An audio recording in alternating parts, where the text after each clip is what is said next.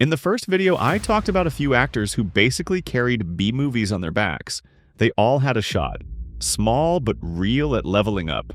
This time, let's look at a few more guys who popped up in the late 80s and early 90s, got their moment, and couldn't hold on to it.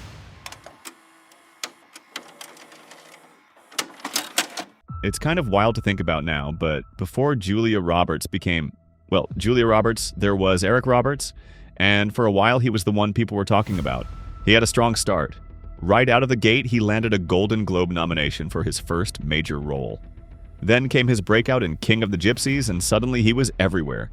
Offers were coming in fast. Critics liked him. Everything was lining up. Even a pretty brutal car accident in the early 80s didn't slow him down. He wasn't exactly the play-it-safe type.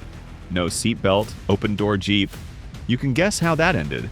He got seriously injured, especially his face, which later led to multiple plastic surgeries. But career-wise, still going strong. In 1984, another Golden Globe nomination for Star 80. A year later, Runaway Train. That's nomination number 3, plus an Oscar nod for Best Supporting Actor. At that point, it looked like he was locked in. 3 Golden Globe nominations in 6 years, Academy recognition? What could possibly go wrong? Well, everything. Here's the problem. His movies kept bombing, not 1 or 2, almost all of them. After King of the Gypsies, his box office track record just collapsed. And yeah, he wasn't alone. Mickey Rourke also had his ups and downs around that time. But Rourke still landed roles in films that became cult classics and made money on home video. Eric Roberts? Not so much. After Runaway Train, things started slipping. Even Best of the Best, probably one of his most recognizable movies, didn't perform in theaters. Sure, it found an audience later on VHS and spawned sequels, but that didn't fix his career. By the 90s, he was mostly showing up in supporting roles in bigger films. At the same time, his personal life was getting messy, and that didn't help either. Slowly but surely, he drifted into B movies and TV. And here's the crazy part. He never stopped working. He's been in hundreds of projects. We're talking over 500 roles. At some point, it stopped being about quality and just became volume. Most of those movies, think Sharktopus. Or Sharktopus versus Whale Wolf.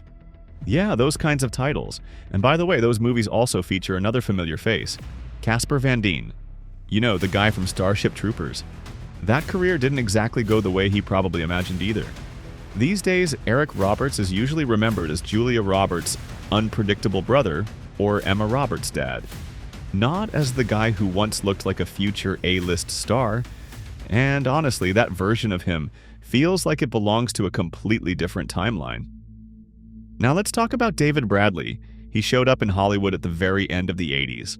Not because he was a trained actor, but because he could fight.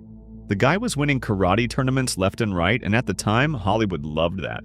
If you could throw a kick above your own head, you had a shot. Did Bradley have a real chance to break through? Technically, yes. Realistically, not really. He landed his first role in American Ninja 3 at the worst possible moment. Cannon Group, the studio behind it, wasn't just struggling. It was basically falling apart in real time. Their budgets were so low, they felt like they could barely cover a decent dinner in LA. And that's when this movie was made. Michael Dudikoff didn't want to come back, so they needed a replacement. Preferably someone with a black belt. Bradley had one. That was pretty much the audition. The movie made it to theaters and pulled in about $1 million, which sounds okay when you realize how tiny the budget was. So, yeah, not a disaster, but definitely not a win either. The fourth movie? Same story, just worse.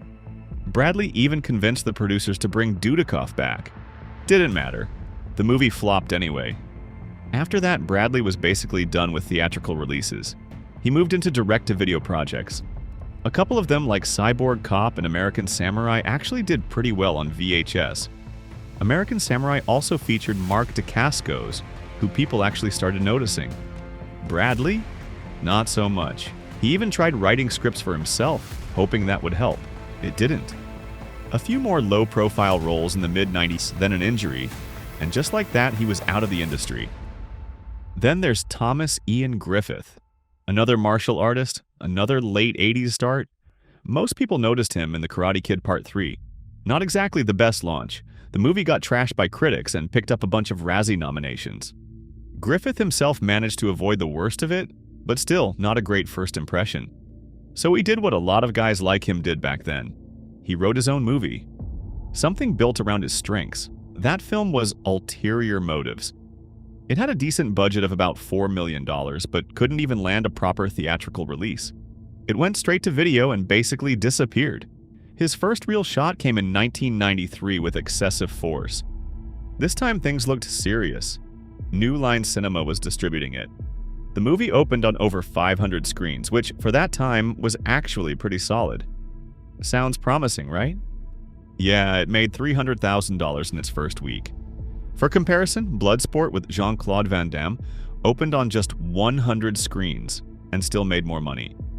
Excessive Force ended up in 17th place at the box office and had the worst per theater average in the entire top 20. That's rough.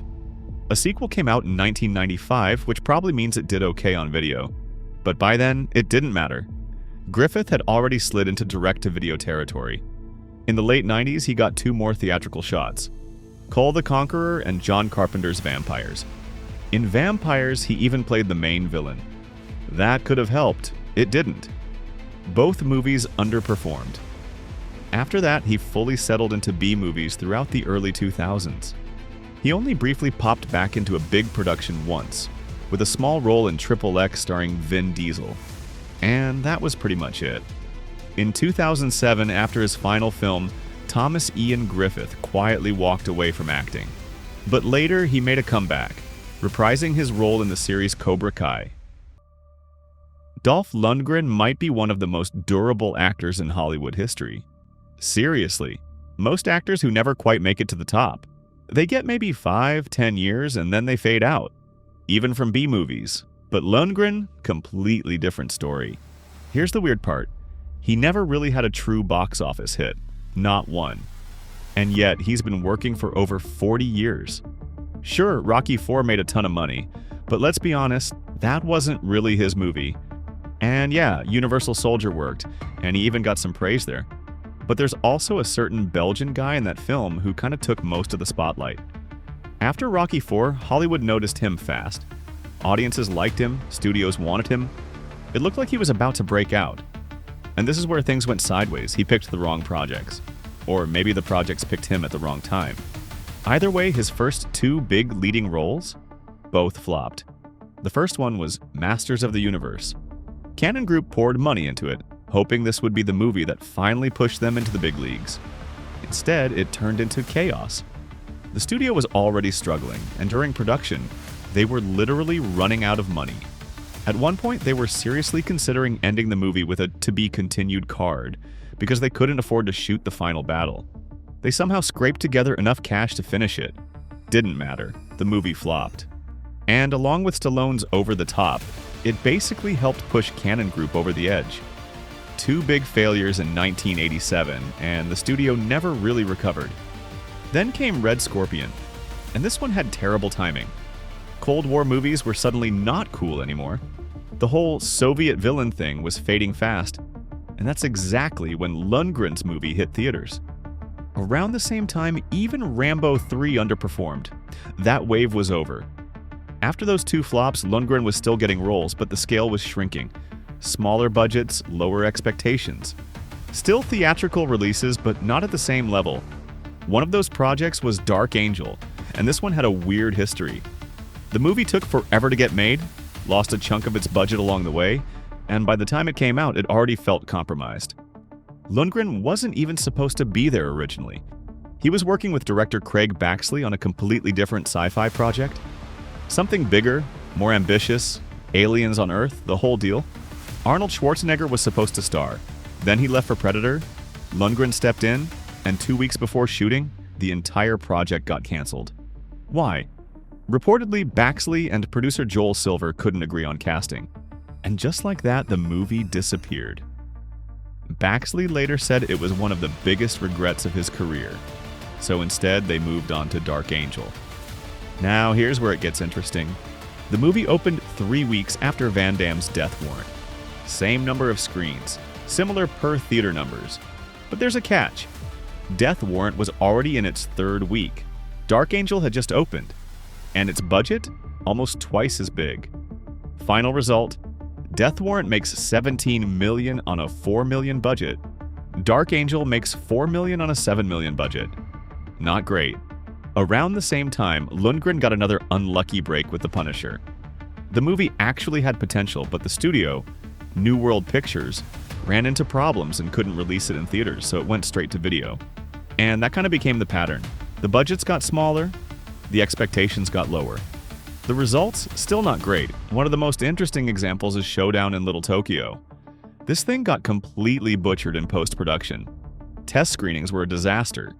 Warner Brothers stepped in and demanded cuts. The director, Mark L. Lester, who made Commando, couldn't fix it.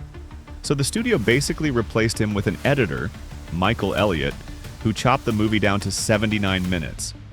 Warner was so disappointed that they barely even released it. Just 140 screens in the US, that's it. It opened the same day as Harley-Davidson and the Marlboro Man. And here's the funny part. Lundgren's movie actually did better per theater. Not because it was a hit, but because the other one flopped even harder. And through all of this, the only real success Lundgren had was Universal Soldier. And even there, most of the credit went to Van Damme. But here's the twist. None of these failures actually killed his career. Because while audiences ignored him in theaters, they loved him at home. VHS, then DVDs. People kept watching his movies over and over again. At one point, he was literally called the king of home video. And that's the key. He built a career where the box office didn't matter anymore. Even when studios stopped giving him theatrical releases, they still invested decent money into his direct-to-video films. And that's exactly why he survived the collapse of that entire market. A collapse that wiped out a lot of B-movie action stars like Olivier Gruner and Gary Daniels. Yeah, the budgets dropped in the 2000s from 10 to 15 million down to 5 to 7 million. But he kept going, and then something unexpected happened. In his 50s, he started coming back. Not as a lead, but as a recognizable face in big movies. The Expendables, Creed 2, Aquaman. So yeah, he never became a true A-list star. That version of his career basically ended before it even started, back in the late 80s. But he also never disappeared. And in this business, that might be even more impressive. That was Frame Back. Subscribe for more rewinds and see you on the next one.